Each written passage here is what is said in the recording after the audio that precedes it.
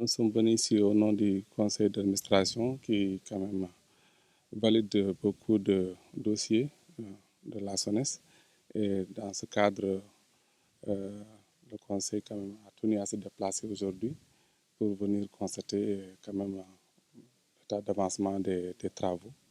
Et au nom du président du conseil d'administration, Modici Empêché, donc là, je parle au nom de l'ensemble de mes collaborateurs, de mes euh, camarades au niveau du conseil d'administration. Nous sommes vraiment satisfaits de ce que nous avons vu aujourd'hui. Et moi, j'étais venu ici il y a quelques semaines de cela. Et quand même, je suis agréablement surpris de voir quand même que les travaux ont beaucoup avancé entre-temps. Oui, d'abord, la première chose, nous, ce qui nous intéresse, c'est que quand est-ce que l'eau va arriver à Dakar? C'est la principale préoccupation parce que les populations au niveau du Sénégal, mais surtout au niveau de Dakar, du triangle Thiès, voilà, Dakar-Mbour, ce qui les intéresse, c'est d'avoir de l'eau pour quand même pallier quand même, voilà, euh, à la situation actuelle.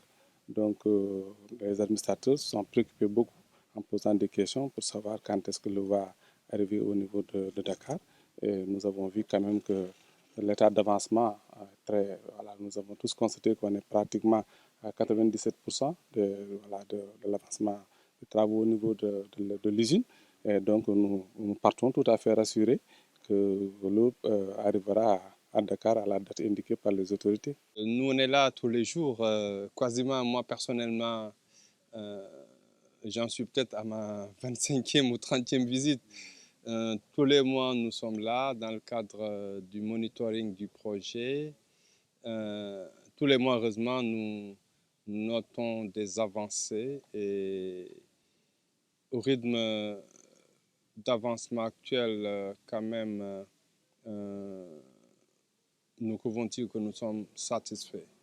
Nous sommes satisfaits dans la mesure où nous avons terminé quasiment la phase de mise au point. Il y a un mois, nous n'en étions pas encore à la mise au point. Ça veut dire que nous avons quasiment bouclé cette phase. Nous sommes en plein mise en régime. Nous avons testé, mise en régime, les ouvrages pris séparément.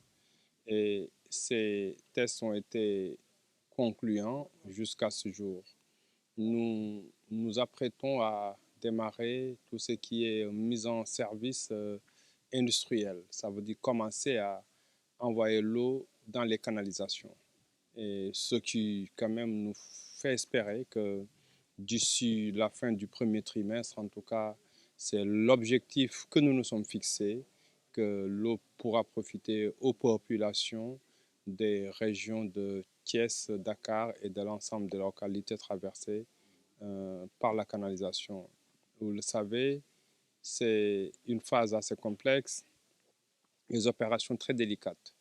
Lorsque nous aurons terminé ici sur le site de l'usine, le site abritant l'usine de Kermamarsar, qui est aujourd'hui, je le rappelle, énergisé, nous allons commencer à nettoyer les conduites. Les conduites, c'est 216 km de canalisation de diamètre 1,5 m. C'est à peu près 1,3 milliard de litres d'eau qu'il nous faut pour nettoyer, rincer toute cette conduite et vidanger l'eau au niveau de certains exécutoires que nous avons déjà identifiés.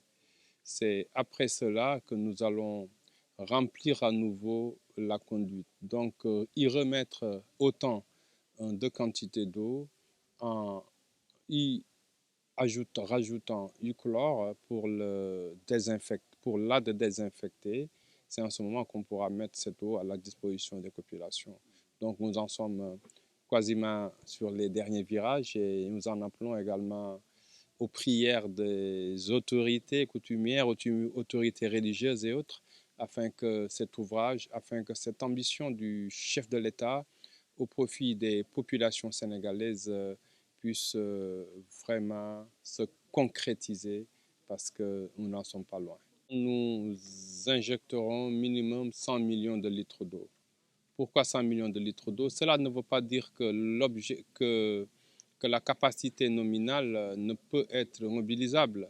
La capacité étant de 200 millions de litres d'eau, mais pour renvoyer 200 millions de litres d'eau d'un coup sur Dakar, il nous faut un surpresseur pour booster l'eau à partir de Mekhe pour des raisons topographiques, pour des raisons techniques.